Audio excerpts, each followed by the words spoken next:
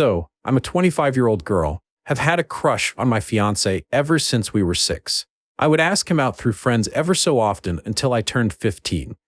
Everyone around us, including him, knew that I had a huge crush on him, and the fact that he never really said no, he would always either respond with, "I know, she has a crush on me," him never giving a clear answer, just fueled my delusions. I know it wasn't his fault.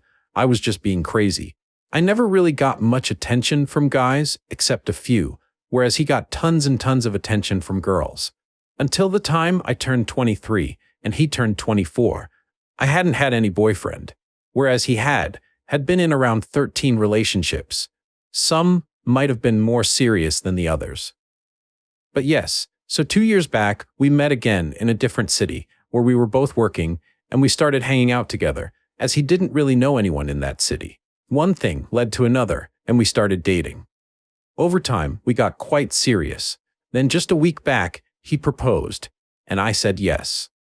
Yesterday, while at our engagement party, I was in the washroom, from where I could hear the conversation outside in the parking area because of a window present in the washroom. I overheard a few of his friends discussing how my fiance is just settling for me as I would worship him and do whatever he would ask of me. Now this has me rethinking our entire relationship, as I have always internally felt as if he wasn't really in the relationship as much as I was, because of little things like he wouldn't hold my hand on the sidewalk, or he would just respond to my "I love you" with "thank you." Even the proposal, I had told him that I wanted to get married by 26. I wonder whether he actually wanted to marry me, or was it just me pressuring him? He is a conventionally attractive guy, whereas I am slightly below average, and I don't even have the personality to make up for it. I really love him, but I don't think he loves me the same. Ever since yesterday, everything has been numb. I have no idea what to think or even do. I don't know what to do. Overall comments feel, people tell her to reconsider. Update. Okay, so firstly, I'd like to thank you all for your advice. So the day after posting this, I met up with my fiance. On meeting him, I told him how I have been feeling and did not mention the fact that I overheard his friends. On hearing that, he became emotional and admitted to not being attracted to me physically, but liking me as a person. It honestly did hurt, as in my head, I was expecting him to say something along the lines of him loving me no matter what others thought. He still wants to marry me, and I still love him. He has promised to try harder and be more present in the relationship. He really has been trying these past few days. He texts me every single day and also reciprocates my "I love yous." Also, I told my mother and grandmother about everything that has been happening, to which their response was more on the lines of, I should be grateful that someone like him is going for someone like me. And once we get married, he will change over time. Now this has put me in a tougher position. But honestly speaking, I think I will just go ahead with the wedding, as the other option is arranged marriage, which I am not really keen on. And he has really started putting in effort. I do believe that he will actually fall for me gradually. Overall comments feel, people facepalm. Update, I have attached my earlier posts above. Hello. So a lot has happened since my last update. I've been in two minds ever since that day. After posting the update and receiving a flood of negative responses, I had a moment of realization that I had been avoiding. So I decided to have another conversation with him. One final talk where I laid everything bare. I told him exactly how I felt, and I admitted the truth I had known deep down, but had been too afraid to voice. He didn't really love me. He neither confirmed nor denied, just stayed silent. After that, I ended it. I called off the engagement and handed the ring back to him. He didn't fight me on it, didn't argue, didn't try to change my mind. He just sat there, silent, only saying okay. That was it. No grand declarations, no desperate attempts to stop me. Just okay. And that, more than anything, solidified my decision. If he had truly loved me, wouldn't he have said something? Wouldn't he have at least tried? But 2 days after that conversation, he showed up at my place and started begging me to take him back. He began showing up at my place every other day with flowers and started sending over gifts. It's been 2 weeks of this now, and I don't know what to make of it. I wish I could say I was immune to it, that I was standing strong, but the truth is, I still love him. And seeing him actually trying, something I had wanted for so long, has me melting. I haven't yet taken him back, but I am very close to doing so. The other day, he even showed up at my parents' place asking them to convince me. They already were not in favor of my decision to break off the engagement. Him trying just fueled them even more. There's constant pressure of taking him back through them. They see my decision to leave him as something illogical. I honestly don't know what to believe. I am just scared that once I take him back, he'll go back to his old ways.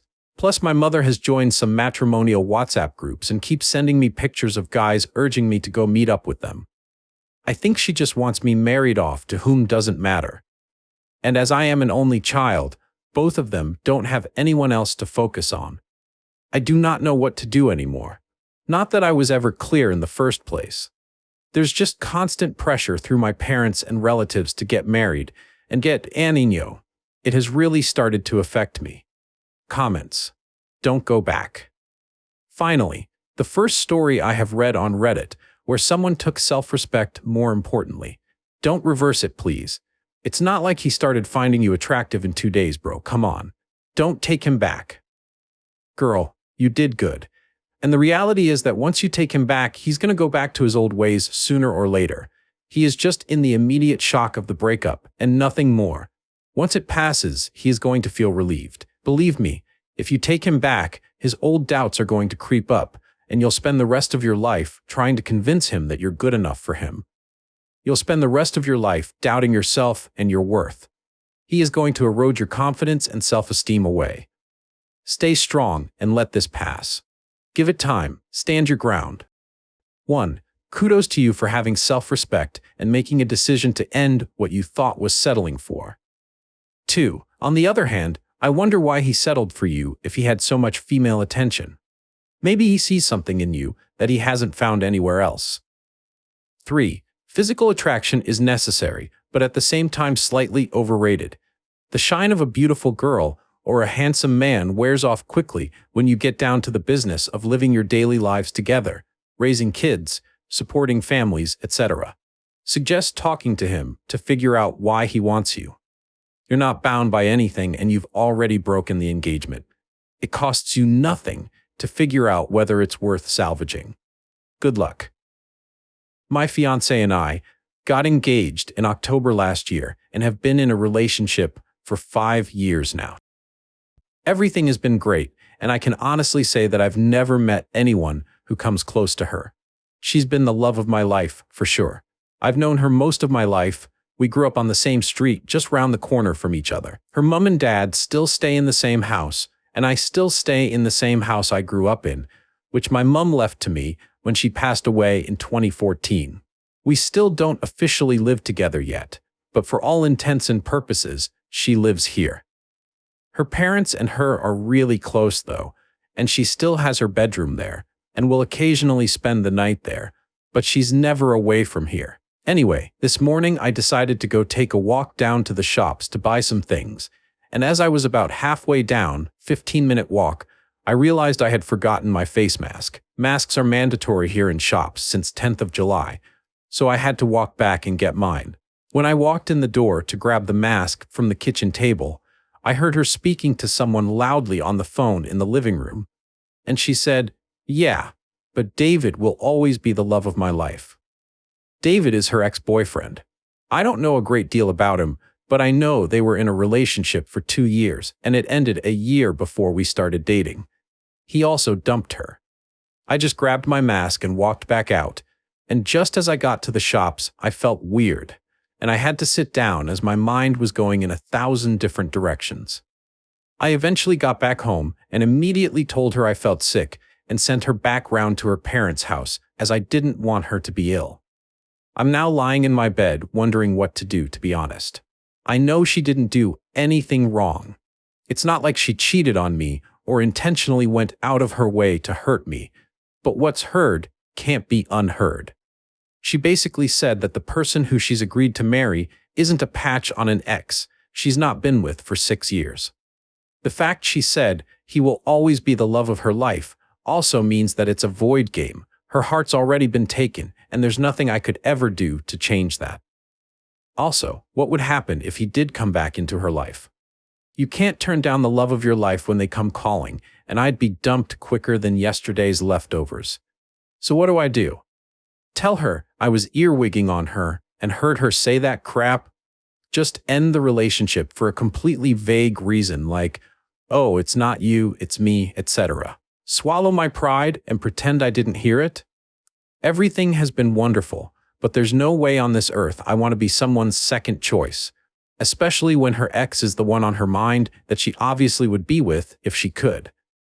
I'm thinking about just saying it's not working between us. She's now texting me about coming round tonight and mothering and spoiling me because I'm the sickie. Heck, that update. I was going to update sooner, but I've spent the last 3.5 days in a drunken stupor, so my apologies, but I'll warn you, this is not a good update. Right. So after posting and receiving some advice on Reddit on Thursday, I was thinking of telling her to come back round on Thursday night so we could talk, but settled on Friday morning instead, as I wanted to get my head in a clearer state. She still thought I was ill, so I needed a bit of time to think through what I was going to say. So she comes round on Friday morning, about 8 a.m., with rolls and tuna mayo crunch. Her mum had made for me, along with grapes, sweets, and juice and stuff. I think she could see right away that something was wrong, as I must have looked stony-faced, and you could cut the atmosphere with a knife. Anyways, I said to her that I wasn't really sick, and that yesterday, as I was going to the shops, I forgot my mask, had to come back to retrieve it, and when I got in to get it, I heard her talking in the other room about David. Her face went completely pale, and she started welling up, so I instinctively stopped talking and just stared at her. She then runs into the toilet, locks the door, and starts hysterically crying, and alarm bells are going off all over the place in my head. Her reaction made me think she didn't know what I heard, so she must have said some other hell about him as well. I chapped on the door and told her if she has any aspirations of saving this relationship, she had better tell me everything right now. 30 minutes or so go by, and she finally comes out dabbing her face with a tissue and tells me David got back in touch with her 4 or 5 months ago, and she had been sleeping with him once or twice a week since. I said in my previous post that she will occasionally go and stay with her parents. It's usually about once a week. Sometimes twice, sometimes none. The thing is, I've just popped round myself dozens of times over the years to speak to her mum or dad, watch TV, or anything at all really, without informing her, and she's always been there, so it's just become routine, and I've never thought any more of it. This has obviously been the time that she's gone to meet David. All I can think of is that the snippet of conversation I heard her having was her friend or something helping her choose between David and I. When I heard this, I hit the roof. I threw her out, grabbed handfuls of her stuff, put it in bin bags, and threw it out the door into the front garden. She's still standing there, by the way. I then grabbed my garden hose and drenched the hell out of the bags with it. I'm not proud of that. It was extremely petty, and in hindsight, I should never have done that. She at this point has run round to her house, and about a minute later her dad comes rampaging round screaming. Her dad and I end up rolling about the now quagmire-ish front garden fighting, at about 9 a.m. in the morning no less. Police vans and everything ended up turning up, and half the street was out because of the rammy. Afterwards, I blocked her on everything, and went to my friend's house where 3 of us spent the weekend and Monday. They took off work, I'm on furlough, drinking. When I got back in the house this morning, I noticed she had been back in the house at some point, made the beds, done the washing, and ironed. I have no idea why she did this. As I'm writing this, she's tried to get in again. I haven't been able to change the locks yet, so I put the door chains on the front and back door, and from upstairs heard the door opening and the chains clanging as she tried to get in. There's also a note that she's put through the door. I don't even want to read it right now. I'm too hurt, hungry, and hungover to even think about what she has to say. Let's check the comments below. Somebody asked, "Who owns the house?" I gather it's you, so change the locks already. Call a friend to bring them over if you're in no position to go out or don't want to risk her getting in while you're gone. If she's still got stuff in the house, make arrangements to have it sent to her parents. Then unblock her long enough to make it clear that you are broken up. You want no further contact with her, and any further attempts at contact will be treated as stalking and pursued with the legal authorities as necessary. Or, if you're not sure you're ready for that, tell her that you believe you've made it very clear you don't want to talk, and that you will contact her if you decide it would help you to have one last conversation for closure's sake. Otherwise, she needs to respect your wishes and leave you alone. I really don't think you need to know what she wants to say, though. What could she do? She screwed up. She knows she screwed up.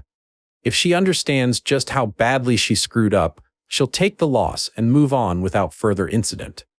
If she doesn't, hearing her excuses isn't going to help. Either way, close this chapter for good, and then start turning your grieving in a more productive direction. Putting away the booze and making some food might be a good start. Original poster replied, I own the house.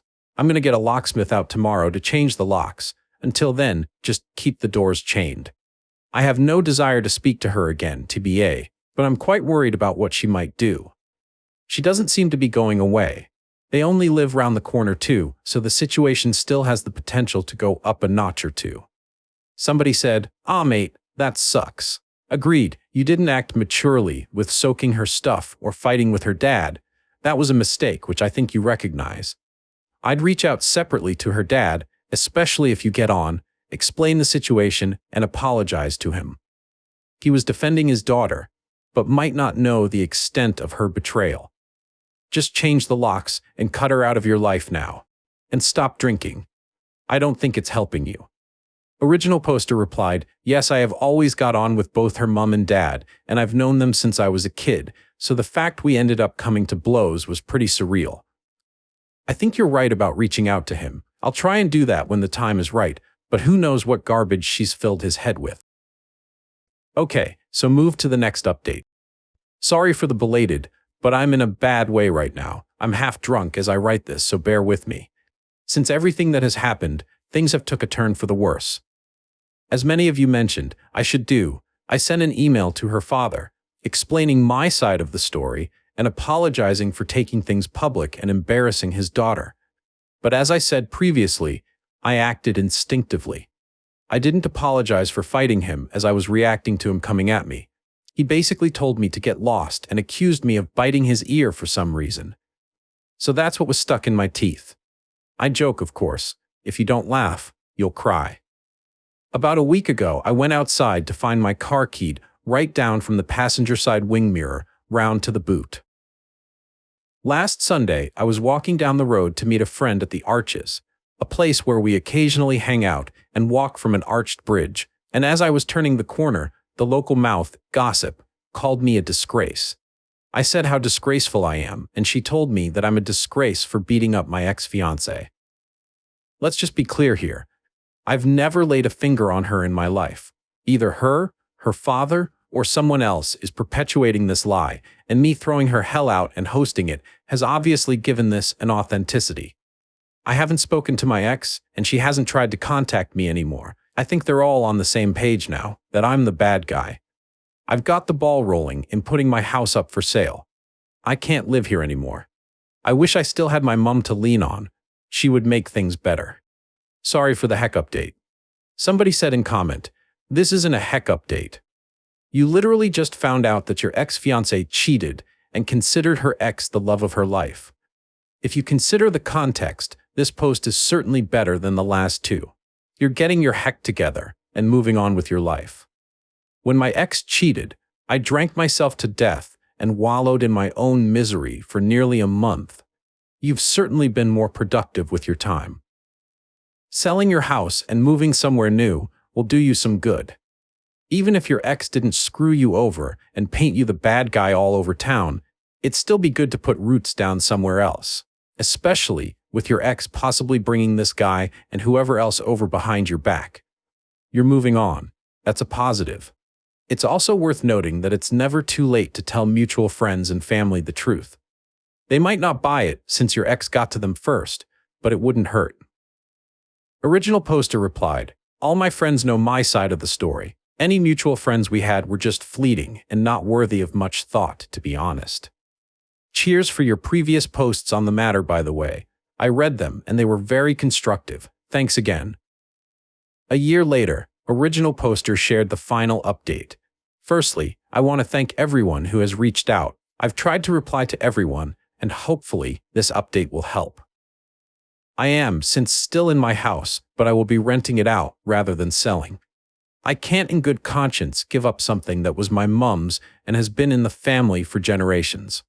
I have since spoken to the father, and I understand why the family circled the wagons, but to throw me under the bus so brutally was genuinely ridiculous.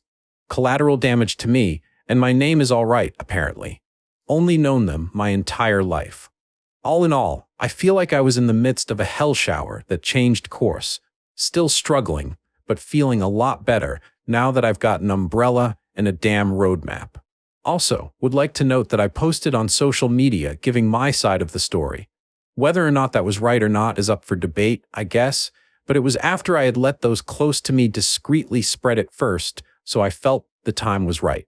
Her side is still singing off the same hymn sheet, but hoping neutrals will see things from my side. My close pals have been incredible throughout all this, but that's why they're close pals, I guess. Anyways, cheers. Another update. Well, it's been over a year, and I have since moved out of my house and am now renting it to a nice older couple, so thought I would update. I'm doing great and have even got myself a girlfriend. Wish me luck. What I've learned. Life came at me fast, but I stood strong, and for the first time in a long time, I'm looking forward to the future. We only get one life, right? Hell, spending it with someone who would treat me like trash,